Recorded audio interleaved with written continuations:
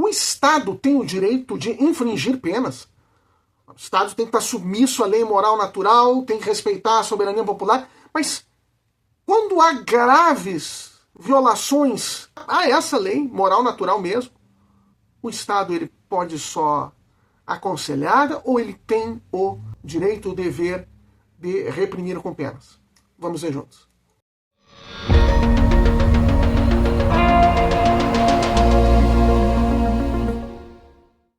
Paz de Jesus, que bênção, estamos novamente juntos. Deus abençoe a todos. Eu sou Manuel Guimarães, da comunidade Paz e Mel. Nós estamos juntos aqui novamente em busca do verdadeiro bem, tentando buscar todos os elementos que nós precisamos para chegar ao bem, né? Ao bem comum, ao bem da sociedade, ao bem do ser humano. O ser humano que busca o bem, mas que tantas vezes, de tantos modos, acaba produzindo um mal que não quer. Então nós temos visto muitos elementos que são imprescindíveis, aonde o ser humano precisa buscar. Temos visto a autoridade estatal, o Estado e os seus limites. E hoje nós vamos continuar nessa seara, falando especificamente de um direito-dever do Estado muito grande, que muitos questionam, que é muito colocado em dúvida, especialmente no nosso tempo. Inclusive, muitas pessoas entendendo que o cristianismo não poderia aprovar determinada prática, mas é justamente o contrário. Antes é preciso referir que, em toda a nossa caminhada, nós sempre ressaltamos, né, o Catecismo da Igreja Católica e o Compêndio de Doutrina Social da Igreja, sempre ressaltaram como toda a ação do Estado ela tem que se pautar dentro da lei moral natural, dentro do certo e errado que Deus mesmo instituiu. Né, do que é certo porque Deus disse que é, né, que está de acordo com os 10 mandamentos, de acordo com o Santo Evangelho. E isso, inclusive, é um limite à ação do Estado. A ação do Estado tem que estar dentro do limite da lei moral natural, inscrita nos corações dos homens por Deus mesmo, embora às vezes nós nos equivoquemos, mas enfim. E hoje nós precisamos tratar, então, da mesma forma, com esse limite, com esse norte da lei moral natural, do infligir penas. O direito, o dever do Estado de infligir penas. O Compêndio de Doutrina Social da Igreja vai falar sobre isso, no número 402, diz o seguinte: para tutelar o bem comum, a legítima autoridade pública, já vimos que a autoridade pública, para ser legítima, ela tem que respeitar a lei moral natural, sempre, e deve estar de acordo com quem detém a soberania é o conjunto da população. Então, a legitimidade está dentro desses dois limites, de acordo com a lei moral natural e submisso ao entendimento e ao desejo da população, que é o detentor da soberania. Deve exercitar o direito e o dever de infligir penas proporcionadas à gravidade dos delitos. O Estado tem, pois, o dúplice dever de reprimir comportamentos lesivos dos direitos do homem e das regras fundamentais de uma convivência civil, assim como reparar, mediante o sistema de penas, a desordem causada pela ação delituosa. No Estado de Direito, o poder de infligir penas é corretamente confiado à magistratura. As constituições dos Estados modernos, ao definirem as relações que devem existir entre o Poder Legislativo, Executivo e o Judiciário, garantem a este último a necessária independência no âmbito da lei. Bem, então vamos tentar destrinchar um pouco isso. Em primeiro lugar, o dever de infligir penas proporcionada à gravidade dos delitos. O que acontece? Existe a lei moral natural, existe o certo instituído por Deus, e o que vai gravemente contrário à lei de Deus precisa sofrer uma sanção. Existe a justiça divina e Deus vai, no juízo particular, no juízo final, dar a devida sanção a todos os nossos pecados. Todavia, dentro dessa natureza social, nessa natureza comunitária do ser humano, que exige o convívio entre as pessoas, esse convívio precisa de ordem. É por isso, né, nós temos visto que a doutrina social da Igreja diz que é bom e necessário que haja um Estado. É preciso ordenar a comunidade humana, é preciso colocar ordem, é preciso direcionar. Mas precisa direcionar dentro da lei moral natural. Então, também esse Estado precisa, dentro dessa fidelidade à lei moral natural, prever e aplicar penas para o cometimento de delitos, de atos que sejam profundamente contrários à lei moral natural e que esteja assim previsto na legislação positiva de cada Estado.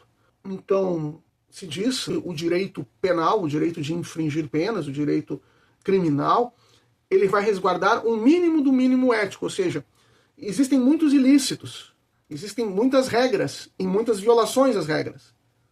Mas nem toda violação de uma regra vai gerar o direito, o dever do Estado de gerar uma punição.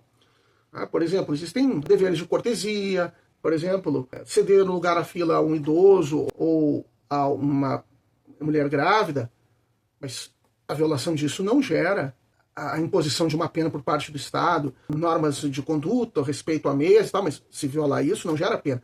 Existem violações à lei civil, né? Por exemplo, o não pagamento de uma dívida, mas isso hoje não gera uma pena. A pessoa tem que pagar. Nós temos instrumentos de executar essa dívida, tirar bens da pessoa que está devendo para que seja reparado a dívida que foi contraída. Mas não gera um ilícito, não é um ilícito penal, não é um crime, não é algo que vai levar ao dever do Estado de infringir penas. Agora, um homicídio, tirar a vida de uma pessoa, um furto, tráfico de entorpecentes, o estupro, o roubo, que é um furto com violência ou grave ameaça. Então aí nós temos exemplos claros de violações graves à lei moral natural e que gera para o Estado, para a autoridade, o direito e o dever de punir. Assim é isso que o catecismo está dizendo também. Voltando também a outra frase do catecismo, diz assim: o Estado tem, pois, o dúplice dever de reprimir os comportamentos lesivos aos direitos do homem e das regras fundamentais de uma convivência civil, além de reparar, mediante o sistema de penas, a desordem causada pela ação delituosa. Veja, essa palavra reparar, né, nós falamos sobre a mensagem de Nossa Senhora de Fátima, e dentro das reflexões cristãs, a reparação é uma coisa que existe para todos os pecados, né? Uma relação do ser humano com Deus. Eu fiz um mal e eu vou tentar reparar esse mal. Essa reparação na relação com Deus, no âmbito espiritual, ele não é uma necessidade para o perdão. Deus pode dar o perdão sem isso. Mas ela é uma conduta coerente de quem está pedindo perdão. Quem está pedindo perdão sabe que cometeu um erro, então quer reparar. Então vai fazer atos de reparação, fazer jejum, penitência, mortificação. Existe a chamada reparação civil, né? Ocasionei um dano à pessoa, eu vou pagar por esse dano. Eu tenho uma dívida, eu vou pagar a dívida. Se eu furtei, eu vou tentar devolver. Então, essa ideia de reparação é uma ideia que está ao lado da justiça, né? Faz parte da justiça. Tem todo um sentido espiritual, mas na convivência humana, nas relações sociais humanas, tem um sentido muito ao lado, é um complemento da justiça. Então, e o Estado tem este direito e dever: reprimir os comportamentos lesivos, reparar, pelo sistema de penas, a desordem causada pela ação delituosa. Aí então ele vai falar aqui no Estado de Direito, então isso cabe à magistratura, ele vai estar falando sobre a questão da separação dos poderes, o legislativo, o judiciário e o executivo, e fala que então, a aplicação da lei para punir cabe ao Poder Judiciário, deve caber ao Poder Judiciário. O Catecismo da Igreja Católica, no número 1904, não o compêndio, mas o Catecismo, ele diz que é bom que a autoridade esteja dividida, a sistemática de divisão da autoridade em poderes, os mais clássicos, tá? Então o Executivo, o Legislativo e o Judiciário, é um bem, é bom que esteja dividido, porque você evita uma concentração demasiada e indevida de poder, e a divisão em poderes favorece que cada poder fiscalize o outro, esteja lá para limitar excessos do outro. Sempre que há confusões entre os poderes, isso é uma coisa ruim. E é preciso cuidar muito para que um poder não passe a justificar o outro poder sem limites. Por exemplo, o Poder Judiciário, ele vai solucionar conflitos, ele vai avaliar a situação de relações entre particulares, mas também vai julgar e solucionar conflitos de particulares para com o Estado. Diversas ações. Então, e todo o direito penal é isso. Como a pessoa violou e ofendeu o Estado, quando ela trafica entorpecente, quando ela realiza um ato grave, e o Estado precisa, então, punir. Então, mas não pode ser o Poder Executivo, tem que ser o Judiciário. Um Judiciário que seja independente e não esteja servindo esse Executivo e, por qualquer questão, está punindo pessoas porque está como se fosse um apoio ao Poder Executivo ou ao Poder Legislativo. E o Poder Legislativo vai criar as leis também, e tem que criar leis que também saibam impor limites ao Poder Executivo, ao Poder Judiciário, e tente evitar injustiças. Grandes autores cristãos, nós já em um dos nossos vídeos citamos bastante o Benjamin Constant, então ele, por exemplo, e também o Alexis de Tocqueville, outro francês, um pouquinho depois da época da Revolução Francesa, eles colocam um princípio muito importante, que é o seguinte: é muito bom a separação de poderes, foi essa separação entre os poderes executivo, legislativo e judiciário, foi teorizada pelo Monsieur de la Brède et de Montesquieu, né, o Barão de Montesquieu, Charles de Secondat, Monsieur de la Brède et de Montesquieu, Barão de Montesquieu, no seu livro O Espírito das Leis. Mas há outras teses falando de outros poderes, né? Hoje em dia existem muitas teorias avançadas, mas o que o Tocqueville e o Benjamin Constant dizem é o seguinte: é bom a separação de poderes. Todavia, sempre existe o risco de os poderes entrarem em conluio para fazer um erro. Então, eu separo os poderes para evitar uma excessiva concentração e eu faço uma sistemática de um limitar o outro e um fiscalizar o outro.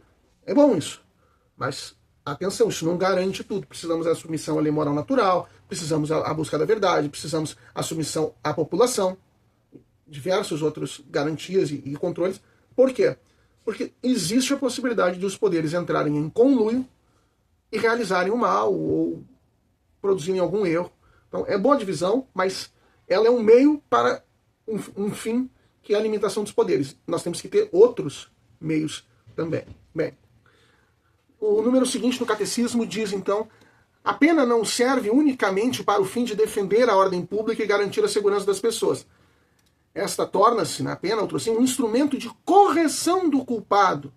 Uma correção que assume também o valor moral de expiação quando o culpado aceita voluntariamente a pena.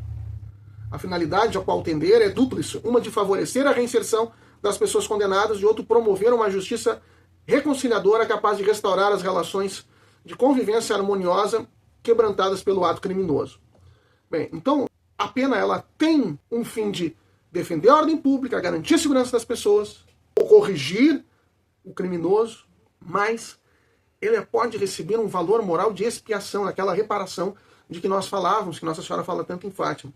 Eu sempre uso um exemplo muito importante, muito caro a nós cristãos, que é o exemplo de Santa Maria Gorete e o seu executor, né, o senhor Alexandre.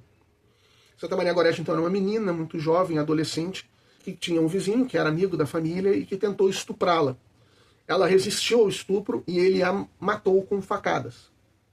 Ela permaneceu virgem, né? Ela é virgem, ela tem um título de virgem, mas ele a matou. Ela não morreu diretamente por causa das facadas, ela chegou a se recuperar, inclusive manifestou perdão a ele.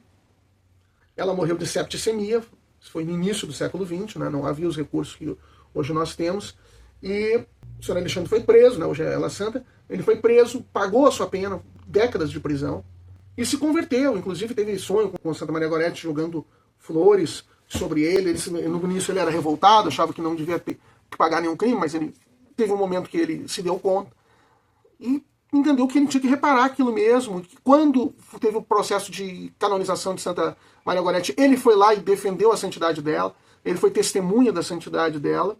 Veja, este homem, ele aproveitou a pena criminal que lhe foi imposta com injustiça para expiar o seu pecado.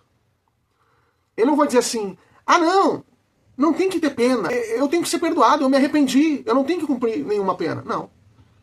Eu fiz errado, eu tenho que cumprir uma pena.